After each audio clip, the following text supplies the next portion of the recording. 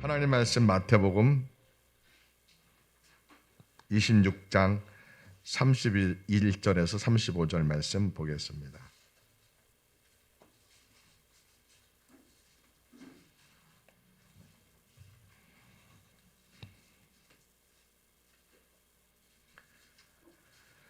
예수님 오늘 말씀의 주제는 넘어진 믿음에서 순교의 믿음으로라는 베드로의 믿음을 우리가 한번 살펴보고, 베드로의 거룩한 변화, 어떻게 이렇게 예수님을 3번 부인했던 사람이 어떻게 거룩한 변화가 나타나서 예수님을 위해서 죽을 수 있었을까?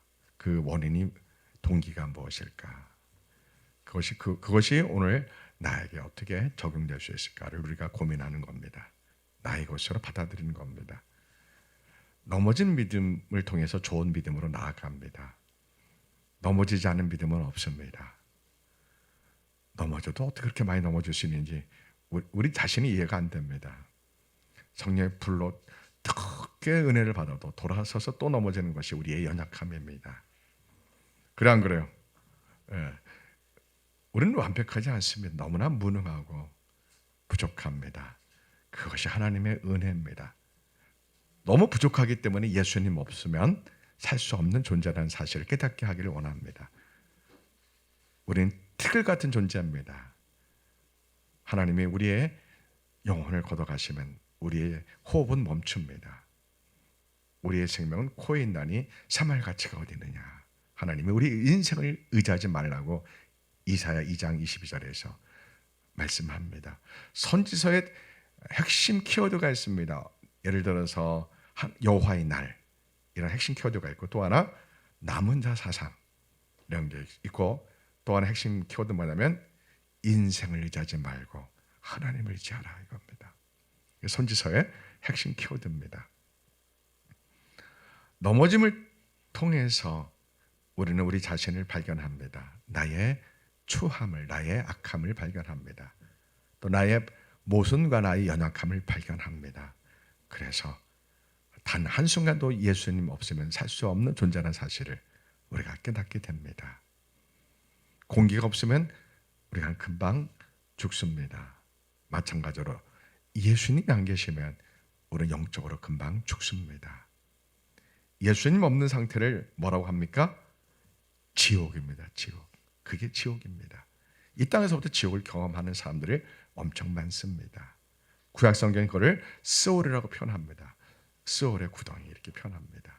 하나님과 단절된 죽음의 웅덩이에 빠졌다는 뜻입니다. 자, 베드로가 스올을 경험합니다. 스올을 경험해서 그가 어찌할 바를 모를 때 예수님이 찾아오십니다. 그래서 제가 예수님을 만나야 됩니다, 이런 표현은 좀 표현이 모순되고요. 어떻게 해야 되면 예수님 우리를 찾아와 주시기를 사모합시다, 이렇게 기도하는 게 정확합니다. 예수님을, 나를 찾아오시기를 사모하고 사모하셔야 됩니다.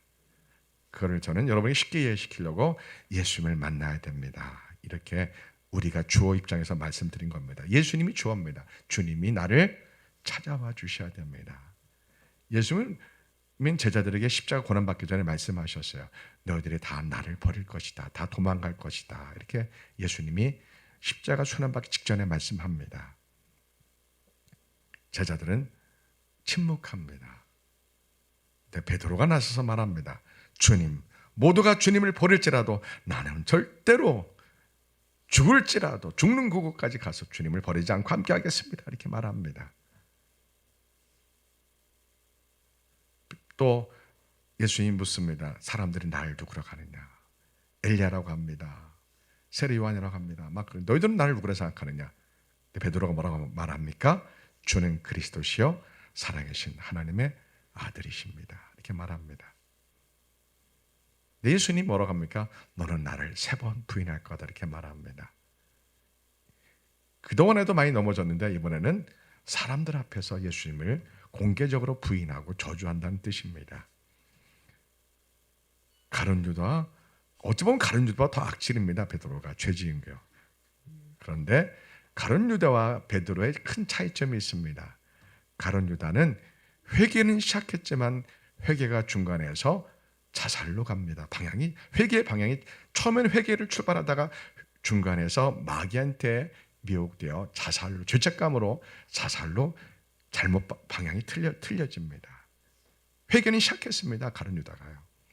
여러분, 회개를 단지 내가 잘못했네, 예수님 회개합니다, 이 정도가 회개가 아닙니다. 가룟 유다는 자기가 회개하기 위해서 대제사장 찾아가서 다 취소합니다. 다 무효합시다, 그렇게 주장합니다. 돈 받은 은 30을 던져줍니다. 그러나 대제사장들이 그걸 거절합니다. 그때 가룟 유다는 절망합니다. 죄책감에 자살을 택합니다. 그때 여러분, 회개도 영적 싸움이 심합니다. 회개를 완성까지 가야 됩니다. 입술의 고백, 마음의 고백, 이 정도로 끝나면 회개가 얼마나 쉽습니까? 예를 들어서 한경진 목사님이 일제강점기 때 신사참배를 주도적으로 이끌었던 임원 중에 한 사람이었습니다. 많은 목사님이 같이 동참했는데 한경진 목사님 한 번만 성도들 앞에, 세상 앞에, 나는 신사참배한 죄인입니다, 이렇게 고백합니다. 참 훌륭합니다, 그죠? 그런 믿음의 용기 많지 않습니다. 근데 그 다음이 중요해요. 그렇게 사람들 앞에 나는 신사참배한 죄인입니다라고 하면 회개를 완성해야 됩니다. 어떻게 완성해야 돼요? 목사님이 신사참배를 통하여 취득했던 모든 기득권을 다 포기해야 됩니다. 영락교회 담임 목사직을 당연히 사표내야 되고요. 모든 재산을 다 가난한 자를 나눠주고, 그리고 이름 없는 곳에 낙향해서 평생 이름 없이 예수님만 사랑하는 사역을 했어야지 그게 회개입니다. 한국교회는 회개를 마음의 고백, 입술의 고백만 회개라고 생각합니다. 그건 회개의 시작일 뿐입니다. 회개가 쉬워 어려워요? 쉽지 않아요. 그래서 예수님의 도움, 성령님의 도움을 받으셔야 돼요. 다른 사람의 마음에 대못을 박아놓고서는 하나님께 가서 하나님, 제가 회개합니다, 잘못했습니다, 이러면 돼야 안 돼요. 그건 회개의 반쪽이에요. 어떻게 해야 돼요? 먼저 하나님께 회개하고 그 사람을 찾아가서 용서를 구해야 하는 게 이거를 회개라고 하는 겁니다. 아셨겠죠? 예, 가룟 유다는 대제사장이 자기가 회개를 하고 모든 것을 다 무효하려고 하는데 대제사장이 거절하자 그는 어찌할 바를 몰라서 죄책감에 자살을 택합니다. 여러분 같으면 어떻게 하겠습니까? 자살하겠습니까? 예수님을 찾아가겠습니까? 아니면 그냥 엉엉 울겠습니까? 엉엉 울어야 돼. 예수님을 만날 수가 없어요. 예수님이 붙잡혀서, 예수님은 옥에 갇히셨고 채찍맞고 고난받기 때문에 예수님을 찾아갈 수는 없고, 아니 그 예수님을 찾아가서 사람들 앞에 나도 예수님의 제자입니다, 나도 같이 십자가 못 박아 죽이세요, 이렇게 하는 게 가장 좋았습니다. 근데 그 정도의 믿음이 안 됐어요. 가룟 유다가. 베드로도 그 정도의 믿음이 안 됐어요. 난 예수님 수제자입니다, 나도 예수님 옆에 있게 해주세요, 나도 예수님 옆에 같이 십자가 못 박아 고난받고 싶어요. 그렇게 마땅히 베드로가 그렇게 나가야 되는데, 베드로는 사람들 앞에서 예수님을 3번 부인하고 3번째는 저주합니다. 예수님을요. 예수님 미리 다 아셨죠. 베드로가 택한 회개의 방법은 뭡니까? 그냥 나가서 엉엉 우는 겁니다. 자살을 할 수도 있었어요, 가룟 유다처럼. 그런데 자살을 하는 것은 죄책감에 못 이겨서 마귀가 미혹하는 거고요. 그냥 하나님 앞에 나가서 내가 하나님의 아들을 배신했습니다, 부인했습니다라고 베드로처럼 막 그냥 대성통곡을 하는 게 우리가 할 수 있는 최선이 있는가 봐요. 물론 거기에 더 한 걸음 더 나가서 사람들 앞에 나가서 나도 내가 예수님 수제자입니다, 베드로입니다, 나도 주님 옆에 있게 해주세요, 나도 십자가에 나도 매달리게 해주세요, 이렇게 말했다면은 얼마나 좋았을까 싶어요. 근데 그 정도의 믿음을 하나님 우리에게 원하긴 하시지만, 하나님은 그냥 엉엉 울기만 해도, 베드로처럼 엉엉 울기만 해도 하나님은 그 마음의 중심을 보시고 우리를 받아주십니다. 아멘. 네. 자, 오늘 베드로의 마음, 베드로의 영적 변화를 제가 잘 소개할 겁니다. 베드로가 엄청 변합니다. 누구를 만나세요? 예수님이 찾아오셔서 어찌할 바를 어떻게 뭐를 해야 될지를 모르는 영적으로 패닉에 빠진 그 베드로. 행여나 예수님을 처음 만났던 갈릴리 호숫가에 가서 고기라도 잡고 있으면 처음 주님이 찾아오신 것처럼 행여 나를 또 찾아오지 않으실까? 그러한 기대를 갖고 그가 다시 갈릴리 바닷가로 가서 고기를 잡습니다. 그건 뭐예요? 주님을 다시 기다리는 겁니다. 처음 예수님이 자기를 찾아오셨잖아요. 갈릴리 바닷가로요. 그런 것처럼 주님 부르신 그곳에 있으면 주님이 또 나를 찾아오지 않으실까? 그렇게 해서 베드로가 또 갈릴리에 가서 고기를 잡고 있는 겁니다. 많은 설교자들이 베드로 믿음 형편없다고, 어떻게 또 예수님이 십자가 부활하고 살아주셨다고 그새 못 참고 고기 잡으러 갔냐? 그게 아닙니다. 처음 만난 주님 그곳에서 두 번째 주님을 만나기를 기다린 겁니다. 아멘. 우리가 3월 1일부터 21일 성령 기도합니다. 제목이 뭐예요? 아버지 부르신 곳에 있기 원합니다. 이게 이번에 21일 기도입니다. 은혜가 크게 말 것 같죠? 베드로가 예수님이 부르신 그곳에 가서 기다리고 있는 겁니다. 예수님 만나고 싶습니까? 주님이 나를 찾아올 곳에, 주님이 나를 부르실 곳에 여러분이 기다려야지 주님이 찾아오십니다. 어떤 곳에서요? 기도하는 그곳에, 회개하는 그곳에, 말씀이 있는 그곳에, 예배하는 그곳에, 여러분이 고통스럽고 너무 힘들어서 고통하는 그곳에 주님을 찾을 때 예수님은 그곳에 찾아오십니다. 오늘 말씀 봅시다. 베드로의 얄팍한 믿음, 감정이 앞선 믿음, 결단이 앞선 믿음, 삶이 따라오지 못하는 믿음, 그럼에도 불구하고 주님이 그를 찾아오시고 회복시켜 주시고 능력 부어 주시고 순교로 이끌어 가시는 예수님의 사랑을 우리가 한번 바라보면서 나도 그렇게 되기 원합니다. 사모합시다. 아멘. 말씀 봅니다. 그때 예수께서 제자들에게 이르시되 오늘 밤에 너희가 다 나를 버리리라. 기록된 바 내가 목자를 치리니 양의 떼가 흩어지리라 하였느니라. 그러나 내가 살아난 후에 너희보다 먼저 갈릴리로 가리라. 베드로가 대답하여 이르되 모두 주를 버릴지라도 나는 결코 버리지 않겠나이다. 내가 진실로 네게 이르노니 오늘 밤 다굴기 전에 내가 3번 나를 부인하리라. 내가 주와 함께 죽을지언정 주를 부인하지 않겠나이다. 모든 제자도 그와 같이 말하니라. 베드로가 말하니까 다 따라서 말하죠, 그죠? 예수님이 가신 곳으로 끝까지 가서 우리가 함께 죽겠습니다. 그런 뜻이거든요. 절대로 우리는 예수님을 부인하지 않겠습니다. 예수님이 베드로 보너는 나를 3번 부인할 거다. 이렇게 말씀하시죠. 구체적으로 새벽 다 울기 전에 나를 3번 부인할 건 말합니다. 자, 이번에는 69절부터 보겠습니다. 예수를 배신하는 베드로의 모습을 보겠습니다. 69절에요. 베드로가 바깥들에 앉았더니 한 여종이 나와 이르되 너도 갈릴리 사람 예수와 함께 있었도다. 베드로가 모든 사람 앞에서 부인하여 이르되 나는 내가 무슨 말을 하는지 알지 못하겠노라 하며 앞문까지 나아가니 다른 여종이 그를 보고 거기 있는 사람들에게 말하되 이 사람은 나사렛 예수와 함께 있었도다. 베드로가 맹세하고 또 부인하여 이르되 나는 그 사람을 알지 못하노라.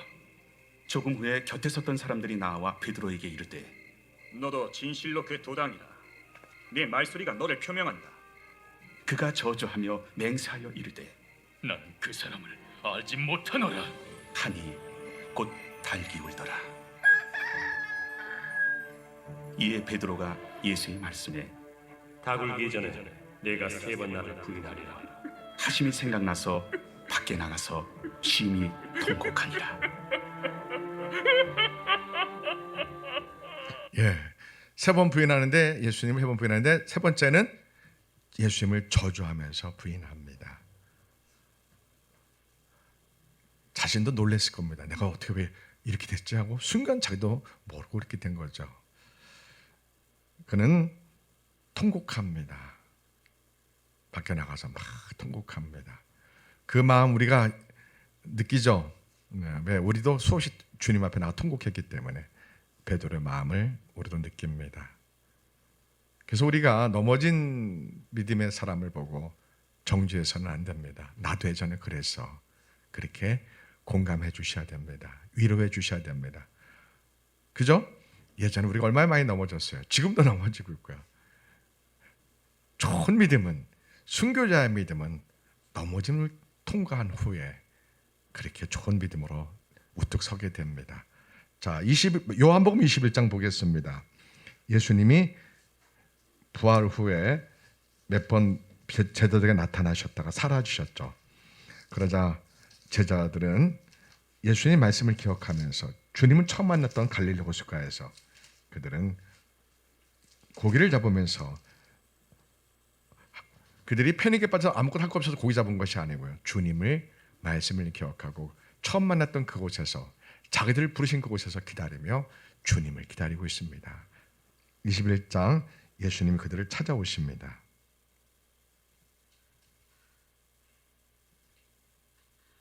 제21장.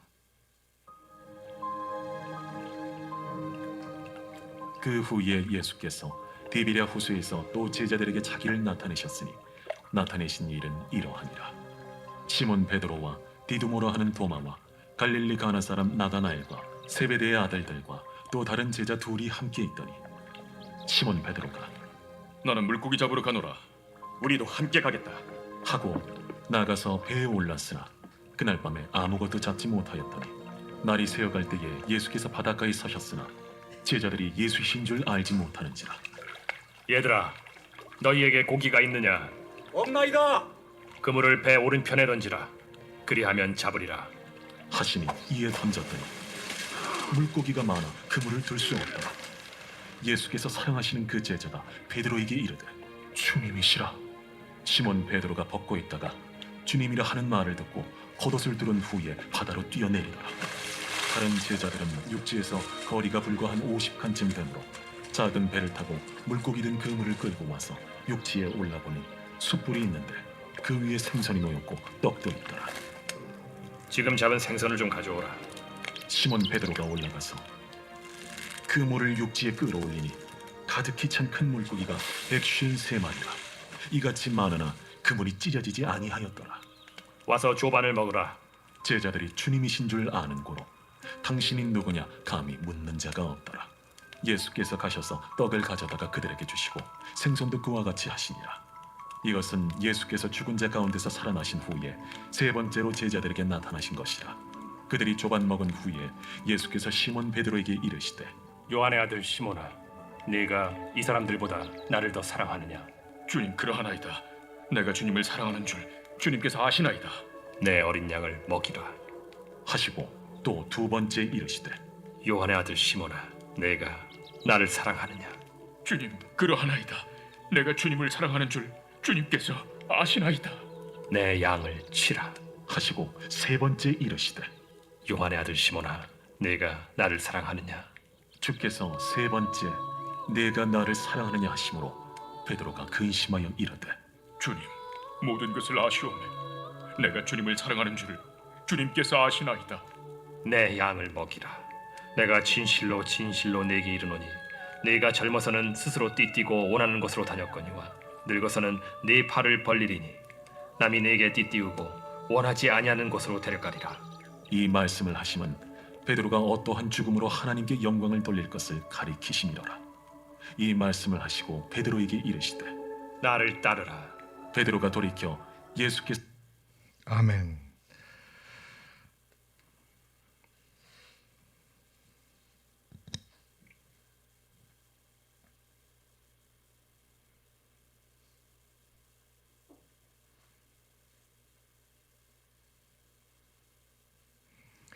우리는 이 시간에 동영상 하나 볼 겁니다. 지금부터 79년 전, 약 79년 전부터 83년 사이에 1941년과 1945년 사이에 약 4년 동안에 폴란드 아이슈비츠 같은 포로 수용소를 독일 나치 히틀러가 파시스트 정권, 독재자 정권의 독일이 사람들이 미쳐버려서 세상에 전쟁을 일으킵니다. 2차 세계대전을요. 이렇게 해서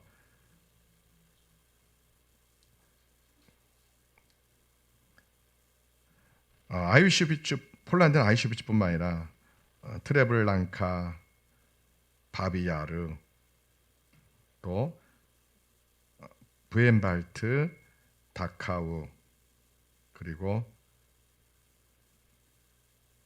벨제 이런 데서 독일 나치 히틀러가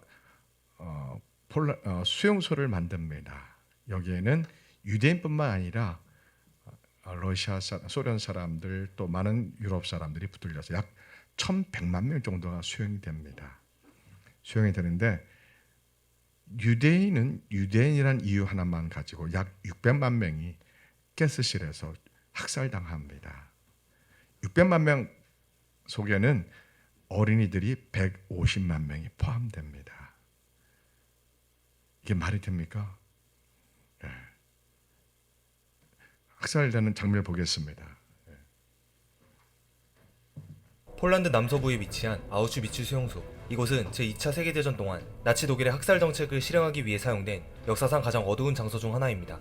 2차 대전이 끝난 1945년 전쟁에서 승리한 연합군이 아우슈비츠 수용소를 발견했을 때 이들은 지금까지 보지 못한 비극적인 장면을 목격하게 됩니다.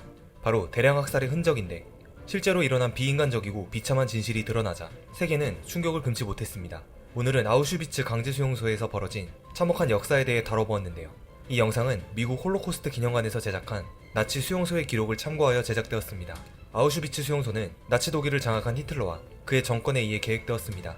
이들은 자신들을 다른 사람들보다 우월한 아리아 종으로 여기며 독일 인종의 순수성과 우월성을 강조했습니다. 이에 따라 비정상이라 여겨지는 인종 집단들을 제거하고 순수하고 강력한 독일 민족 국가를 구축하려 했죠.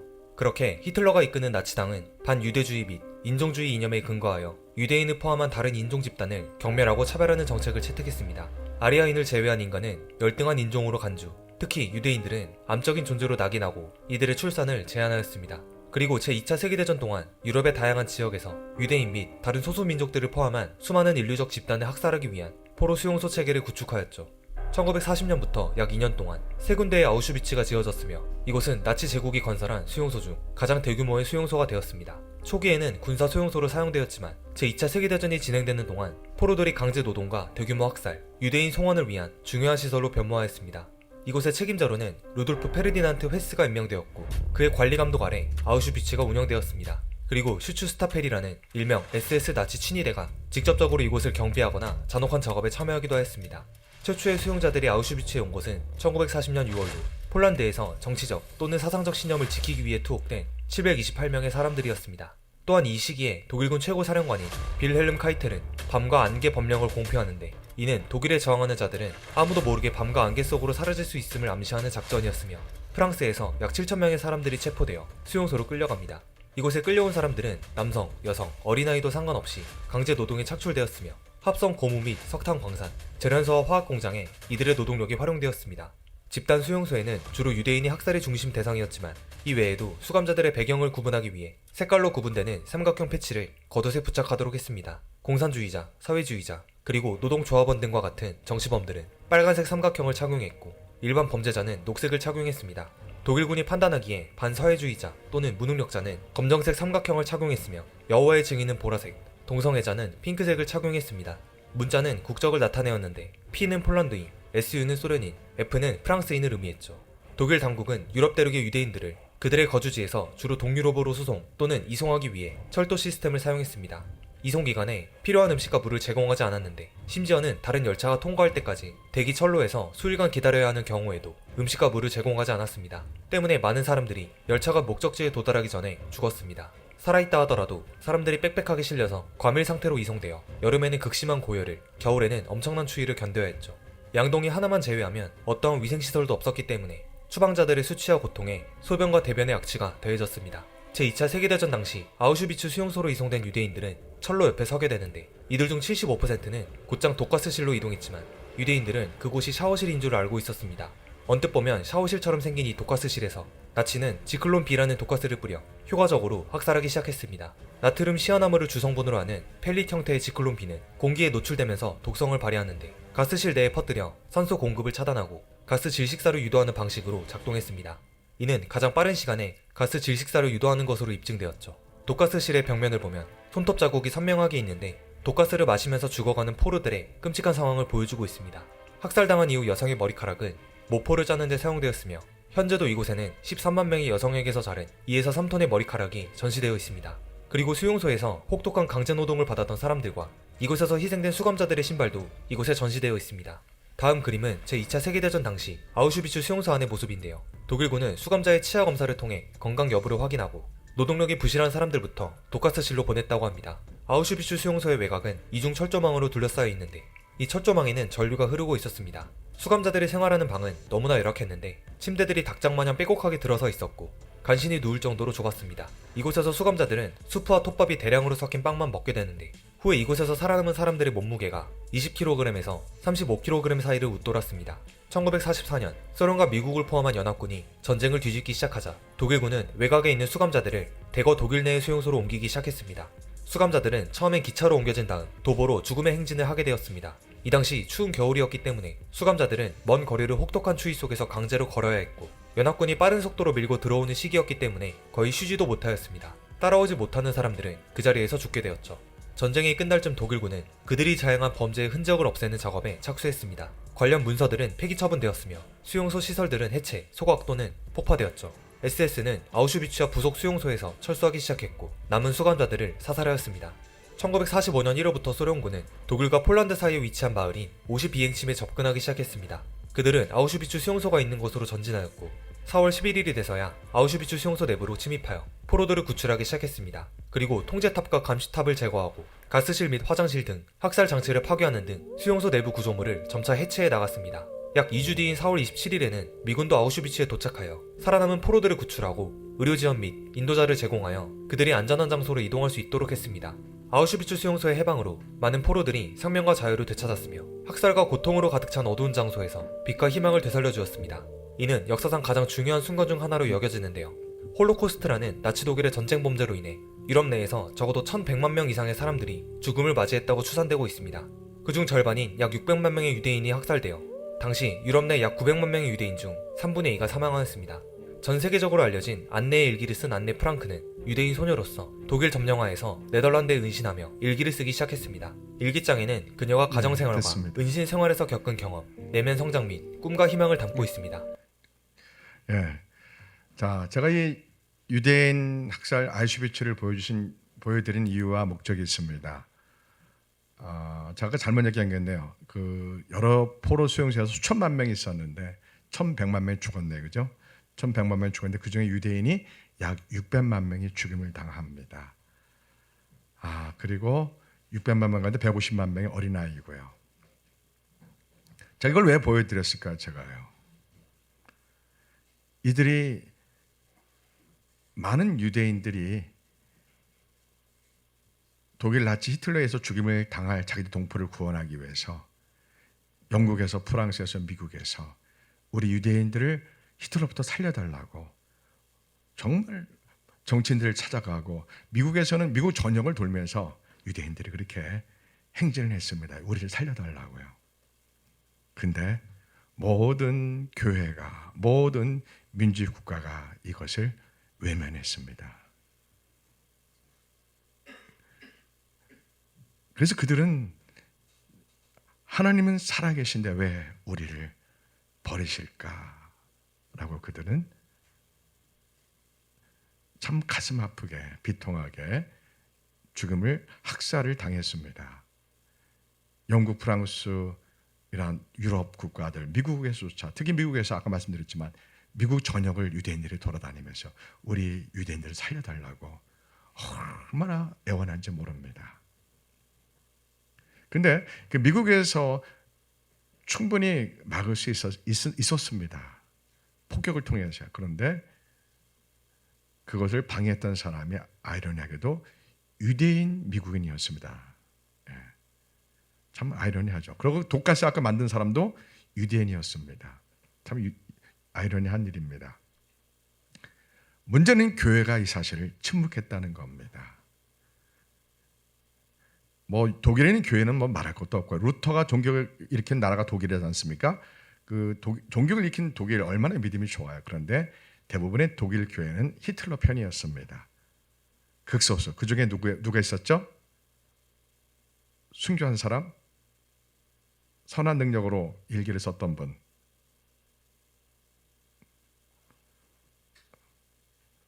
갑자기 이러면 저도 안 떠오르네. 순교한 독일 목사님, 보네퍼 목사님이에요. 보네퍼 목사님, 그 젊은, 결혼도 하지 않은 그 젊은 목사님만 히틀러에 대항하고 순교합니다. 그런데 대부분의 독일 교회는 다 히틀러 편이었고, 유럽에 있는 모든 교회, 미국에 있는 모든 교회가, 극소수를 제외하고 모든 교회가 이 사실에 기도하지 않고 침묵했다는 사실입니다. 물론 그 이유 중에 하나가, 유대인들도 두 종류 유대인이 있습니다. 하나님을 신실하게 믿는 참 선한 유대인이 있고 악한 유대인들이 있습니다. 칼빈이라는 신학자가 예수님 십자가 못 박아 준 유대인을 죽여야 된다고 그렇게 말한 적이 있습니다. 그 글 속에요. 근데 그거는 그걸 악용하면 안 되는데, 히틀러가 그걸 악용하고 많은 교회가 그것을 악용했습니다. 예수를 못 박아 죽인 유대인 당연히 죽어야 된다. 이러한 칼빈의 신학의 논리를 따라서 많은 유대인들이 독가스실에서 죽임당하는데 교회들이 외면한 겁니다. 아까 여러분 동영상 사진 봤지만 여기는 지옥입니다. 지옥이요. 저 땅속에 숨어있는 지옥이 이 지구 표면에 올라온 곳이 바로 1941년도 45년 사이 있었던 아이슈비츠 같은 포로 수용소에서 끔찍한 정말 600만 명이 독가스로 죽임을 당합니다. 150만 명 어린아이들이 죽임을 당합니다. 여기서 우리의 질문이 있고 고민이 있습니다. 하나님은 살아계신데 왜 하나님이 침묵하셨을까입니다. 수많은 유대인들이 기도했습니다. 울부짖었습니다. 특히 시편 16편을 붙들고 그들이 막 기도합니다. 시편 16편에 이런 말씀이 있습니다. 그들이 독가스를 죽으면서 이렇게 기도했습니다. 주께서 내 영혼을 소홀에 버리지 아니하시며 주의 거룩한 자를 멸망시키지 않으실 것임이니이다. 주께서 생명의 길을 내게 보이시리니 주의 앞에는 충만한 기쁨이 있고 주의 오른손에는 영원한 즐거움이 있나이다. 이런 시편에 있는 말씀, 시편 16편의 말씀 붙들고 유대인들이 많이 기도했습니다. 그때 유대인 랍비 한 사람의 이야기를 제가 소개합니다. 랍비 헤롤드 슐바이스는 수많은 하나님 믿는 그리스도인들에게 호소했었습니다. 예수님 믿는다는 것은 다른 말로 하나님의 형상을 본받은 자들입니다. 그런데 하나님 믿는 수많은 사람들이 그 하나님의 형상이 교육적 판타지라는 겁니다. 실제로 하나님 형상이 아니라 단지 설교를 위한 교육적 판타지, 감동적인 설교의 판타지라는 겁니다. 하나님 형상이라는 것이요. 과연 믿는 자들이 하나님 형상이 있단 말인가? 갈각이 부서진 미세먼지 같은 것이 아닌가라고 비판합니다. 모든 세계 교회가 유대인이 그렇게 600만 명이 가스로 죽임을 당할 때 함께 울어주지 못하고 함께 기도하지 못하는 교회의 냉혹함과 침묵과 중립과 그러한 것이 과연 그들이 믿는 자들인가? 그들의 신앙은 무엇인가? 라고 그 랍벤이 그렇게 호소했습니다. 그래서 유대인들은 홀로코스트 기념일을 우리의 부활절 그 다음 주일날 정해서 기념하고 있습니다. 매우 의도적인 메시지입니다. 너희들이 그렇게 예수님 잘 믿는 사람들이냐? 우리가 600만 명이 독가스로 죽고 있는데 너희들이 하나님을 믿고 하나님 나라가 임했다 하고 예수를 믿고 구원 얻었다 하고 하나님 형상이 임했다는데 어떻게 침묵할 수 있느냐? 이거는 교육적 판타지가 아니냐? 설교적 감동적인 판타지가 아니냐? 이렇게 가슴 아프게 비난한 이야기입니다. 근데 여러분, 제가 이거를 왜 소개하냐면요, 예수님이 십자가에 고난받는 것을 누가 보고 있었어요? 베드로가 보고 있었습니다. 그가 통곡하고 울면서 예수님이 십자가 못 박아 고난당을 다 봅니다. 다 들었습니다. 예수님 십자가 못 박아 고난받을 때 예수님이 죽기 직전에 6시간 동안 손가발에 못 박히시고 몸무게와 근육이 생살이 못에 찢기우는 끔찍한 육신의 고통을 겪으시면서 온 인류의 죄를 용서하지 십자가에서 고난받으셨거든요. 예수님이 십자가에서 가장 끔찍한 육신의 고통을 받으신 건 우리의 죄를 용서해 주기 위해서입니다. 우리가 받을 죄책, 우리가 받을 죄값을 예수님이 대신 받으신 겁니다. 그때 예수님이 읊으신 부르짖는 시편이 있습니다. 시편 22편입니다. 엘리 엘리 라마 사박다니. 그게 시편 22편 첫 절 1절입니다. 아버지 아버지 왜 나를 버리시나이까. 여러분, 하나님 아버지께서 독생자 예수님을 이 땅에 보내사 십자가에서 고난받게 하고 멸시받게 하고 가시마를 쓰게 하면서 하나님 아들을 버리신 겁니다. 그걸 누가 지켜보고 있는 거예요? 베드로가 지켜보고 있는 거예요. 그때 베드로는 어떤 생각이 들었을까요? 아마 유대인들이 히틀러에서 600만 명이 독가스로 죽임당하고 어린아이가 150명이 죽임을 당할 때 만약 그곳에 베드로가 있다면 베드로가 이렇게 했을 거예요. 하나님 정말 계십니까? 하나님 택한 민족에서 선민 유대인들이 어떻게 저렇게 유대인이라는 이유 하나만으로 저렇게 독가스로 죽을 수가 있습니까? 하나님 정말 계십니까? 라고 베드로가 아마 그곳에 있었다면 그렇게 하나님께 막 그렇게 따졌을 것 같아요. 패닉에 빠졌을 것 같아요. 스월의 구덩이에 빠졌을 것 같아요. 그것이 바로 지옥입니다. 하나님께 버림받은 그곳이 바로 지옥인 겁니다. 우리가 예수 믿지 않은 사람, 악한 자들이 죽어서 가는 곳이 물론 지옥이지만 그 이전에 지옥은 이 땅에서부터 우리에게 펼쳐져 있습니다. 아이슈비츠에서 600만 명이 독가서 죽어갈 때 바로 그것이 저 땅 속에 숨어져 있던 지옥이 이 지표면으로 우리 앞에 펼쳐진 겁니다. 이것을 우리가 알으셔야 됩니다. 한국에 일제시사 참배제로 이 땅에 3년 동안 전쟁이 일어나서 300만 명이 이 땅에 죽임을 당했습니다.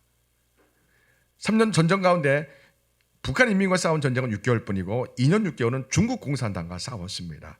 세계에서 온 모든 자유민주 청년들과요. 300만 명이 죽임을 당했습니다. 군인 포함해서 민간인들이요. 그것이 바로 뭡니까?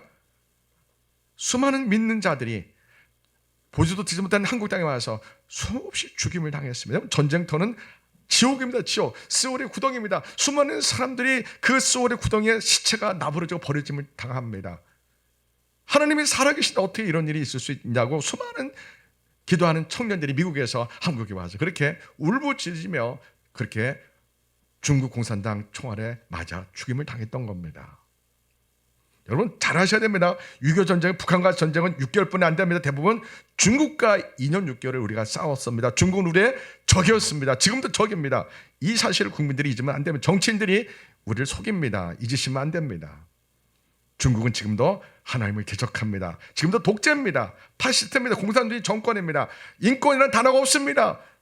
용서합니다. 사랑합니다. 이런 단어를 안 쓰는 나라입니다.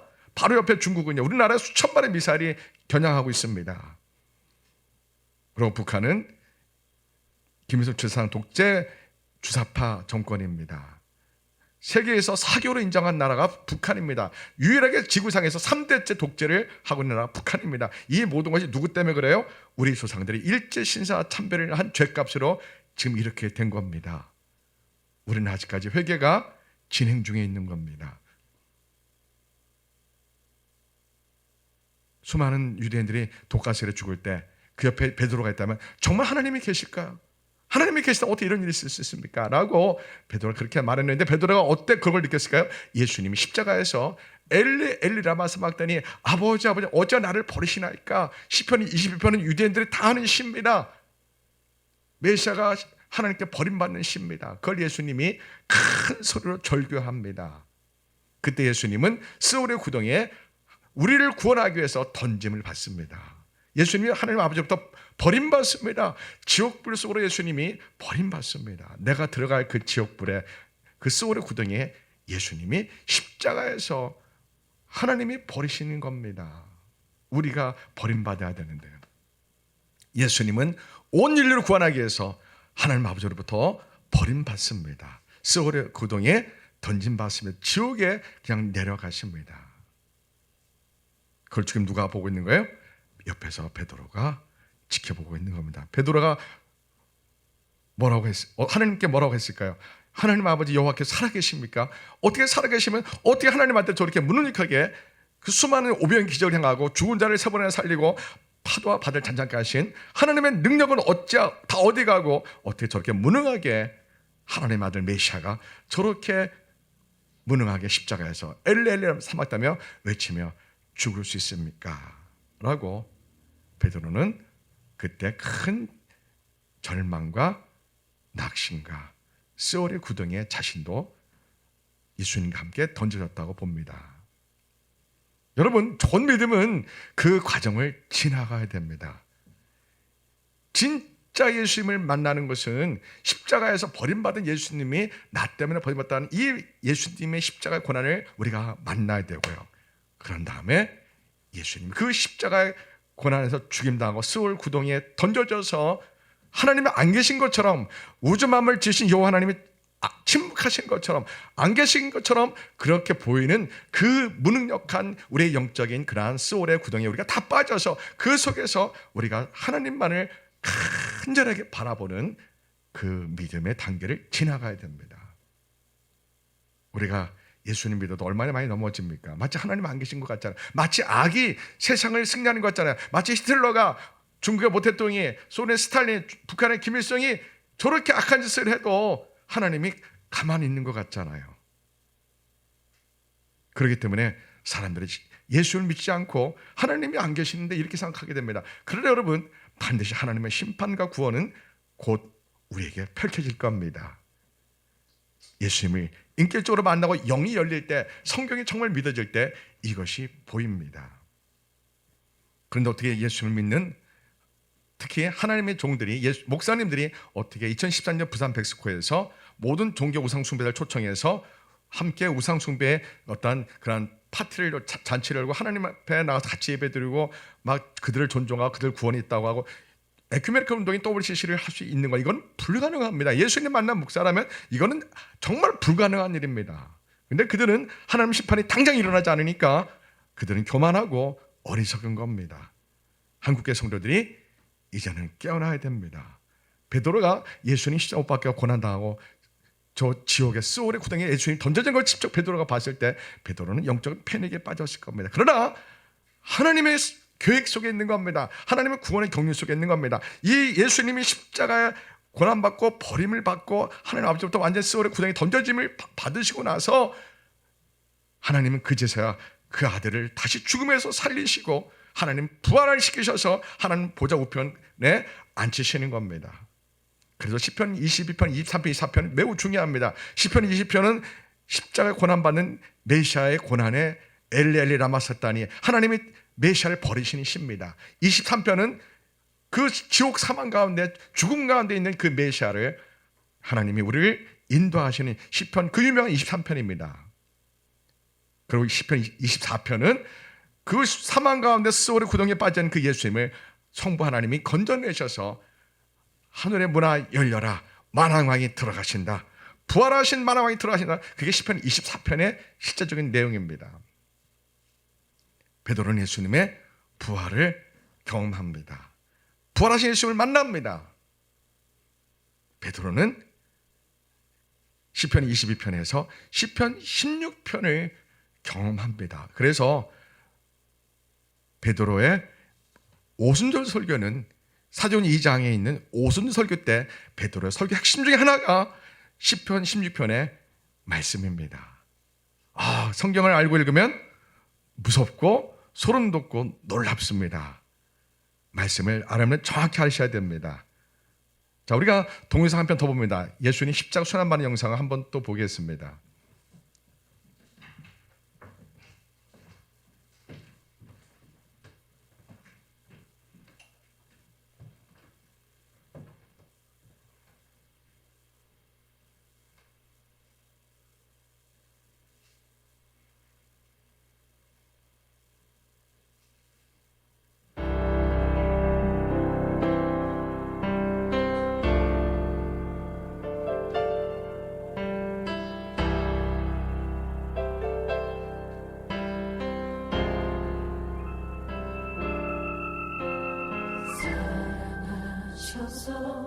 오시었네.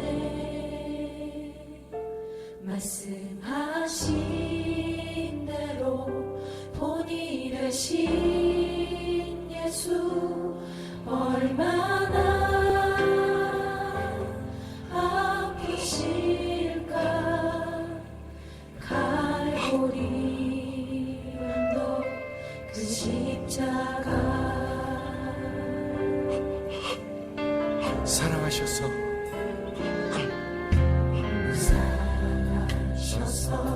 오시었네. 말씀하신 대로 본이 되신 예수 얼마나 아프실까. 갈보리 언덕 그 십자가 피 흘림 없이 이룰 수 없네.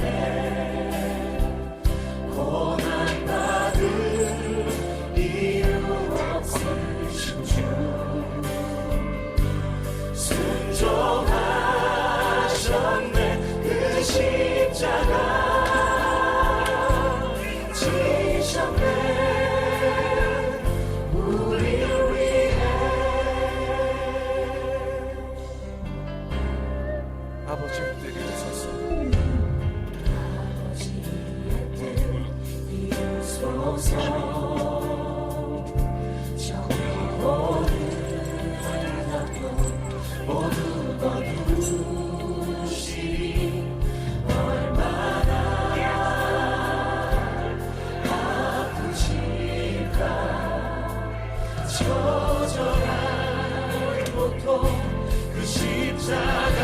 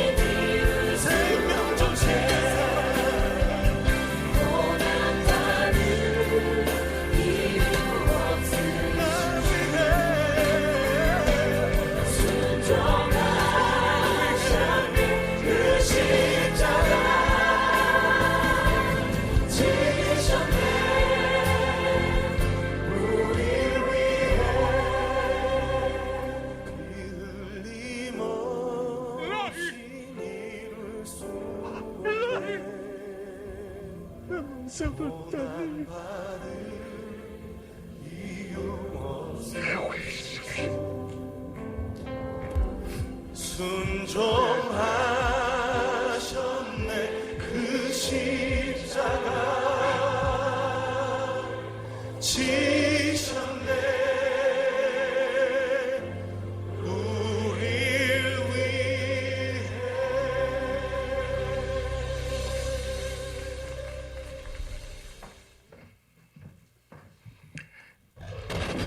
여러분 그 땅 속에 숨어 있었던 지옥이 이 세상에 올라왔을 때 우리에게 보여진 것이 바로 아우슈비츠 독가스에서 유대인 600만 명이 독살당하고 어린아이가 150여 명이 독살당하는 장면과 예수님이 십자가에서 고난하는 장면이 오버랩됩니다. 예수님 십자가에서 저렇게 우리의 죄를 사하시려고 지옥에 떨어지시고 스올 구덩이에 던져지시는 하나님 아버지도 버림받은 저것이 바로 스올입니다. 저것이 바로 지옥입니다.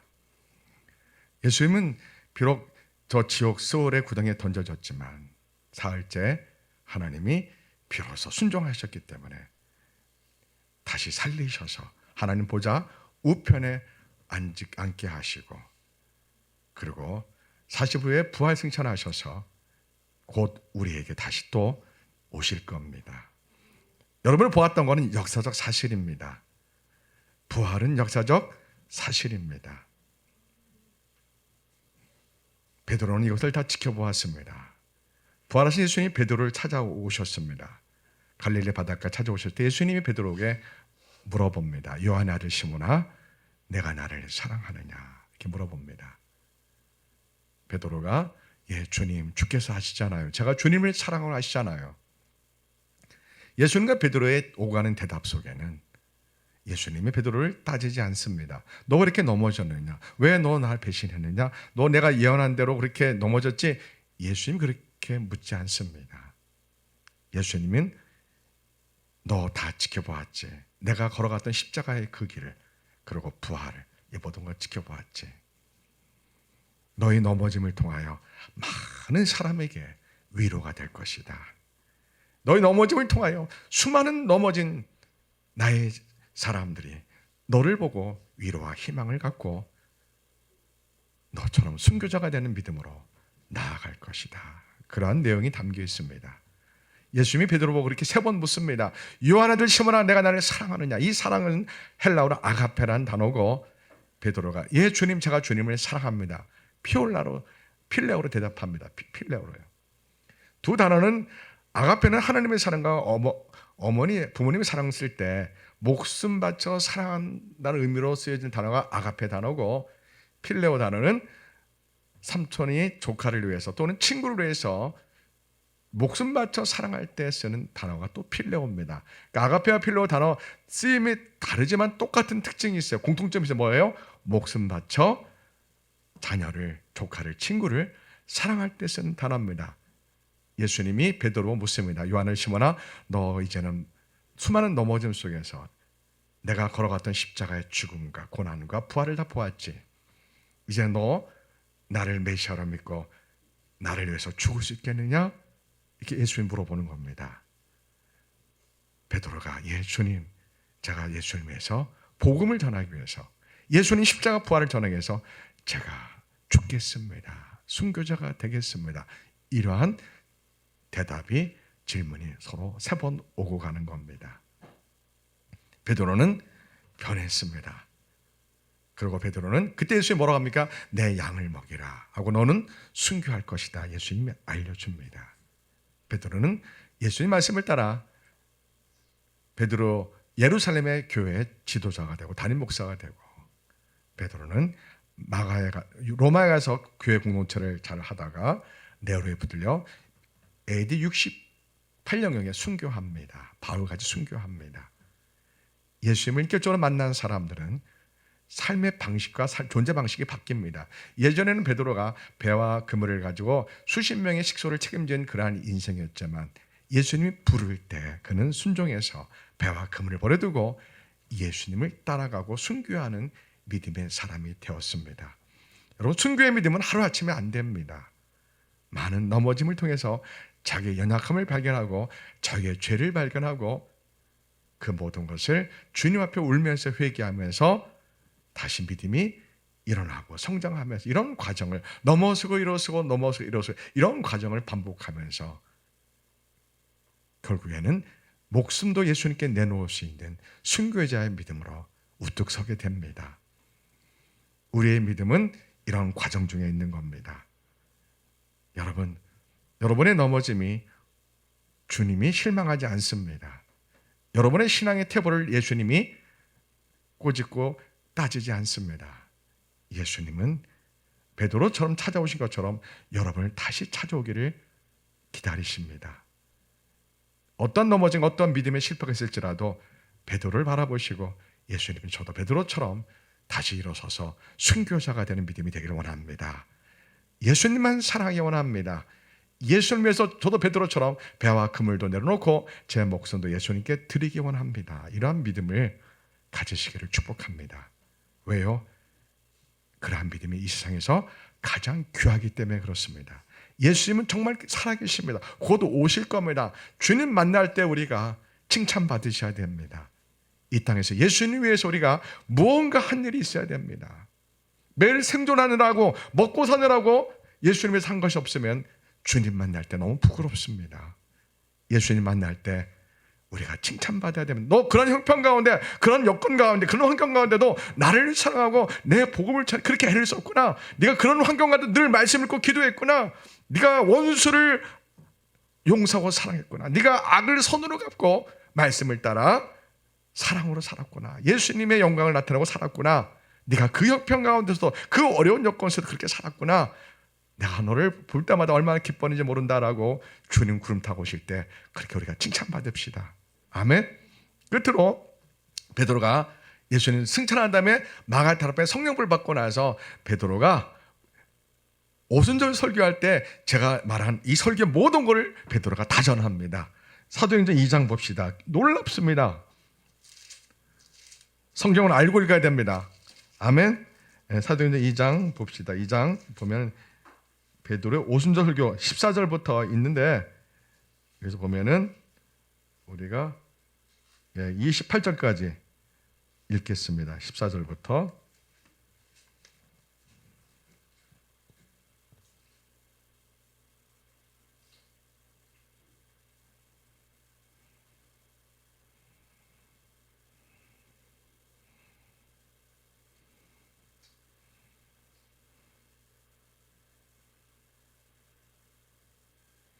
베드로가 열한 사도와 함께 서서 소리를 높여 이르되 유대인들과 예루살렘에 사는 모든 사람들아, 이 일을 너희로 알게 할 것이니 내 말에 귀를 기울이라.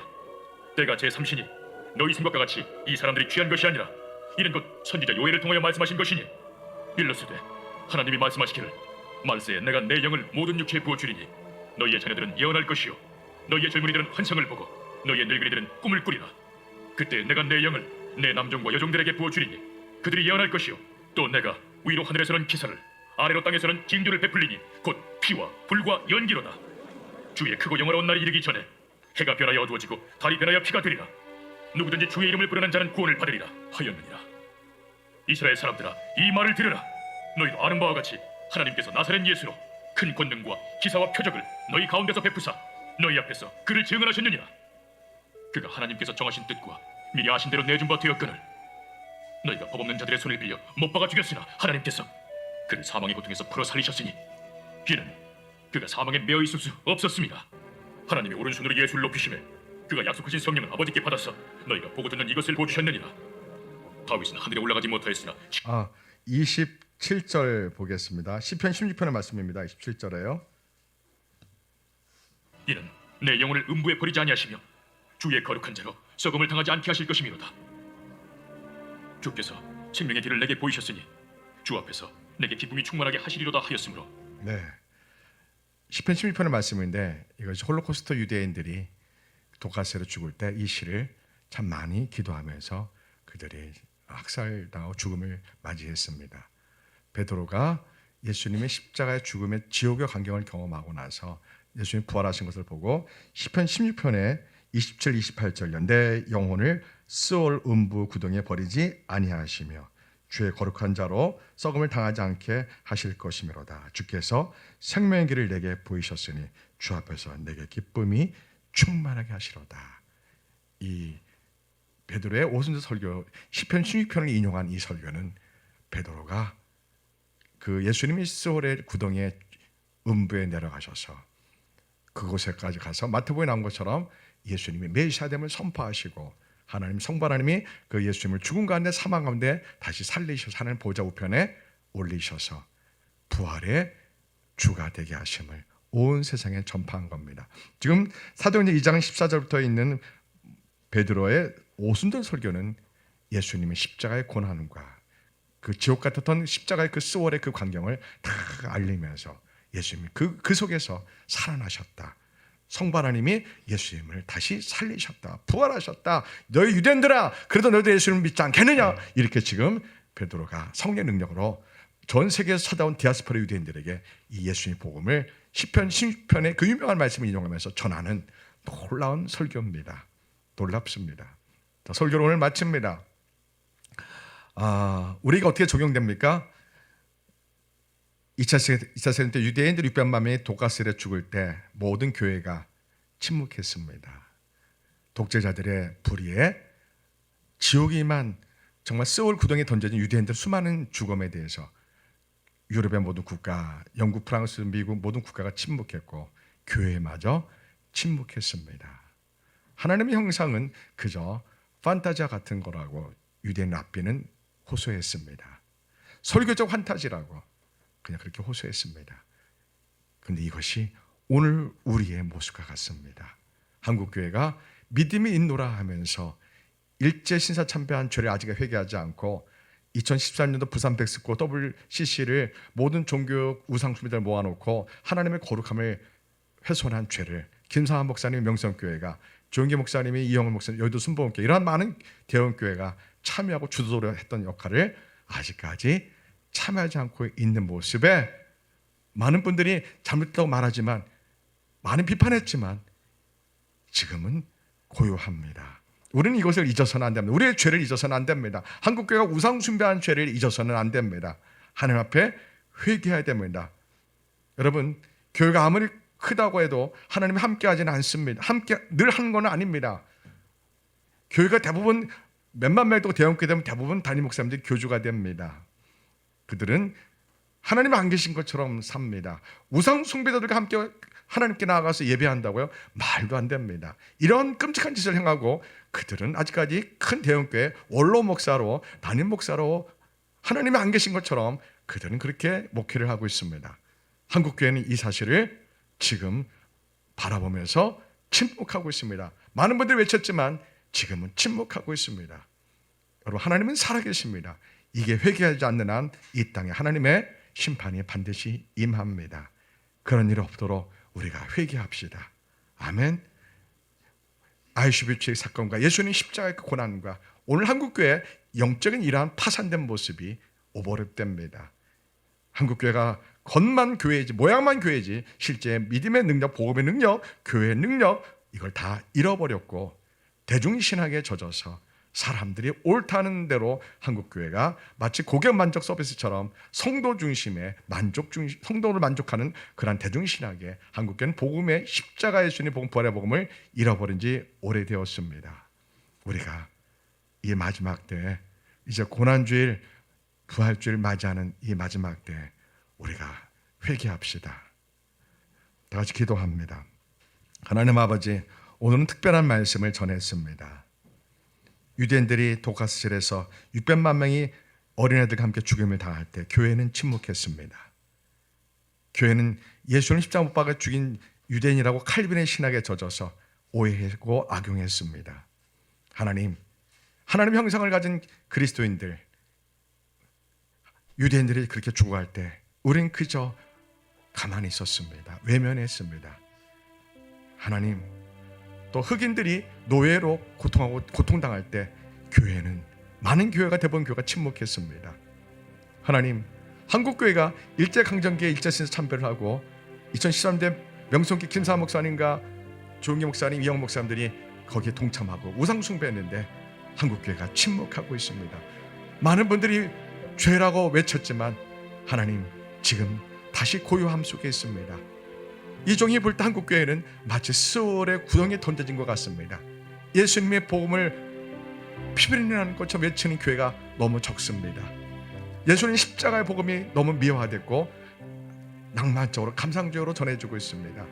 하나님, 우리가 예수님 십자가 앞에 온전히 마음을 찢으며 회개할 수 있는, 그리고 예수님을 만날 수 있는 베드로처럼 수많은 넘어짐 속에서 주님이 다시 찾아와서 그를 세워주는 그래서 순교까지 가는 그러한 믿음을 우리가 본받기 원합니다. 예수님 사랑합니다. 예수님만 사랑하기 원합니다. 그러한 믿음을 우리에게 주옵소서. 예수님 이름으로 기도합니다. 아멘.